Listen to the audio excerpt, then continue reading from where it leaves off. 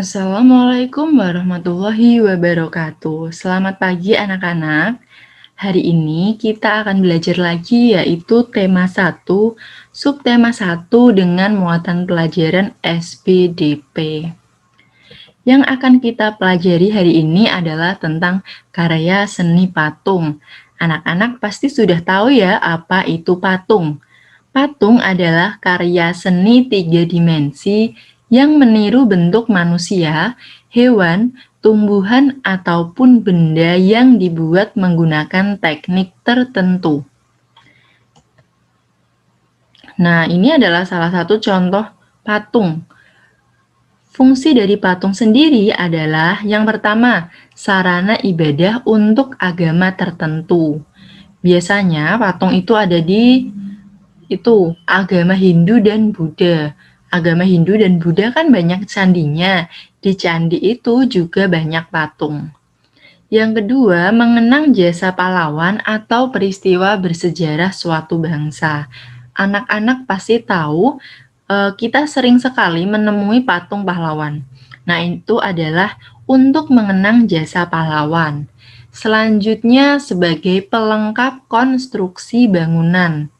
Kemudian, penghias bangunan, taman, atau tempat lainnya, serta dinikmati keindahan bentuknya.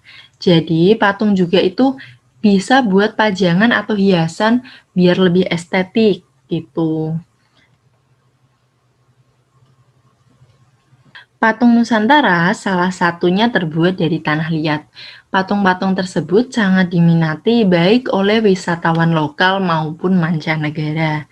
Berikut salah satu contoh patung Nusantara. Jadi gambar berikut adalah contoh patung Nusantara yang dihasilkan di sentra UKM Kasongan. Kerajinannya berupa guci, patung simbah, patung loro blonyo, dan kerajinan air mancur.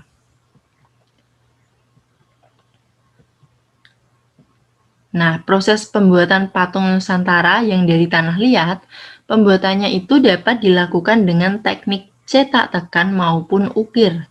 Untuk teknik cetak tekan dan ukir sebaiknya menggunakan tanah liat plastis. Jadi tanah liatnya itu tidak terlalu lembek karena akan menyulitkan untuk memperoleh bentuk yang tepat, rapi, dan jelas. Tanah liat yang terlalu lembek akan lengket pada cetakan gips sehingga sulit diangkat dari cetakan dan sulit untuk diukir. Nah, alat dan bahan untuk membuat karya seni patung. Yang pertama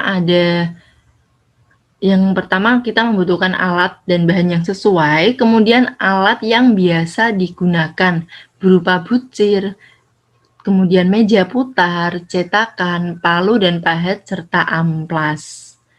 Untuk jelas gambar-gambarnya, kalian bisa mencari di Google. Kemudian, bahan-bahan yang lain itu dikelompokkan menjadi bahan lunak dan bahan keras. Contoh bahan lunak yaitu tanah liat, lilin, sabun, dan plastisin. Contoh bahan keras yaitu batu, kayu jati, dan marmer. Nah, ini contoh pembuatan patung atau pot menggunakan bahan lunak berupa tanah liat dengan cara diputar-putar. Nah, selain patung tanah liat, ada juga patung kayu Nusantara. Kerajinan patung kayu adalah kerajinan yang diukir dari kayu menjadi patung dan memiliki nilai khas dan nilai harga yang tinggi. Jadi patung kayu ini dari kayu utuh gitu, besar biasanya, kemudian diukir sehingga berbentuk seperti ini. Nah, ini adalah contoh-contoh patung dari Kabupaten Gianyar, Bali, yang merupakan kerajinan paling diminati wisatawan lokal maupun mancanegara. Jadi untuk patung itu, semakin rumit bentuk patung, semakin mahal harganya. Nah, sekian dari Bu Vera. Silahkan kerjakan soal. Link soalnya ada di deskripsi. Tetap semangat, selalu sehat. Wassalamualaikum warahmatullahi wabarakatuh.